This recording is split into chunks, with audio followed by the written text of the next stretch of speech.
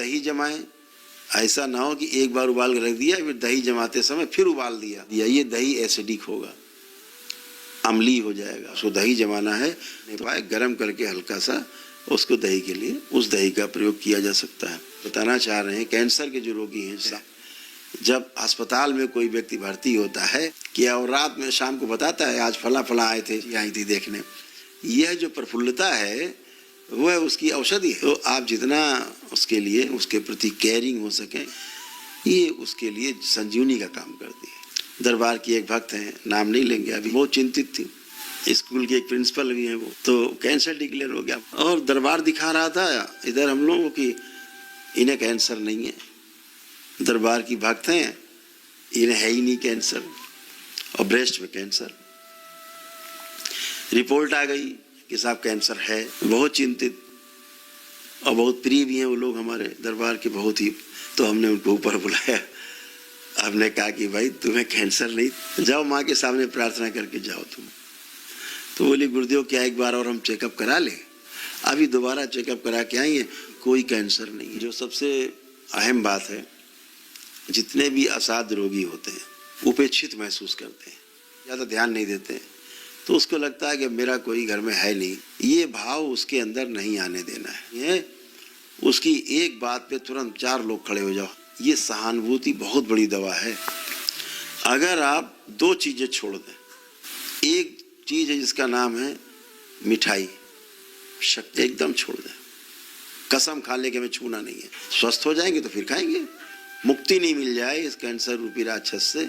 और दूसरा है नमक, जितना कम से कम नमक खाएं, सेंधा नमक खाएं उसके स्थान पे, तो टेस्ट को अगर छोड़ दिया जाए कुछ समय के लिए, बहुत बहुत फायदा करती है चीज। जूस का प्रयोग ज़्यादा से ज़्यादा करें, गेहूं है, चावल है, इससे बचें, नहीं खाना है हमें अनाज। दालें ले सकते हैं आप, दालें खा सकते हैं, अपना लेंगे जीवन में तो सोने में सुहागा है।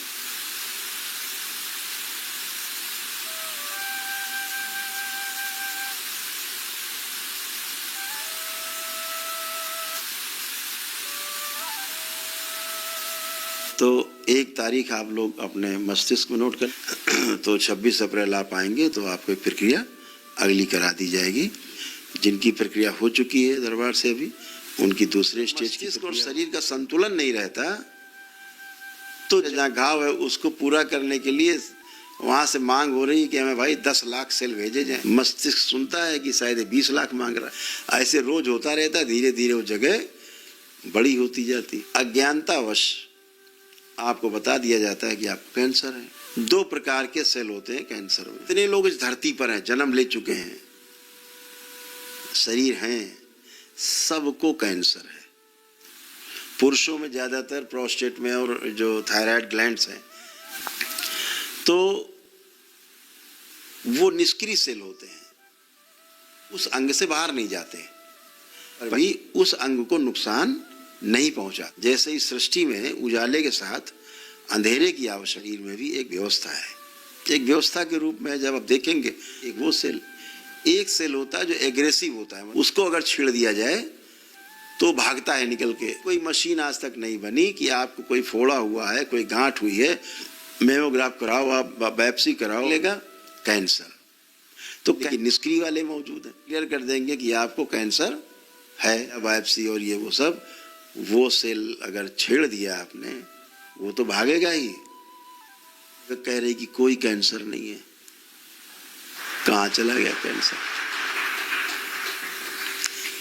लखनऊ का जो सबसे बड़ा अस्पताल है वहां टेस्ट कराया, कैंसर नहीं। अब कहाँ चला गया उनका कैंसर? की आस्था, आपका विश्वास, आपकी श्रद्धा दरबार, ये दरबार की शक्ति है। आपकी प्रक्रिया से एक लाभ होगा, उनका शरीर ऐसे छूटेगा शांति से जैसे बात करते करते सो गई। जिसकी उम्र पूरी हो रही है उसे तो सुई की नोक के बराबर भी कष्ट होने वाला नहीं है। हंसते खेलते बात करते आदमी शरीर छोड़ देगा। कैंसर के बारे में एक बहुत बड़ा भ्रम है, जो ट्रीटमेंट सटीक खोजा नहीं जा सका है। कैंसर कभी भी बनता है, बनता मस्तिष्क से है। जहां पर भी शरीर में जो बढ़ता है, जिसे हम फोड़ा कह लेते हैं, जिसे हम गांठ कह लेते होती है, वो ग्रोथ अगर कहीं पे अंदर इंटरनल इंजरी हुई है तो डैमेज हुआ है तो मस्तिष्क उस डैमेज को पूरा करने के लिए सेल्स रिलीज करता है, इसके अलावा कुछ नहीं होता। तो ईश्वर कृपा से आपको दरबार मिला, ये साथ हमेशा आपके साथ है, दरबार बाबा माँ का हमेशा साथ है।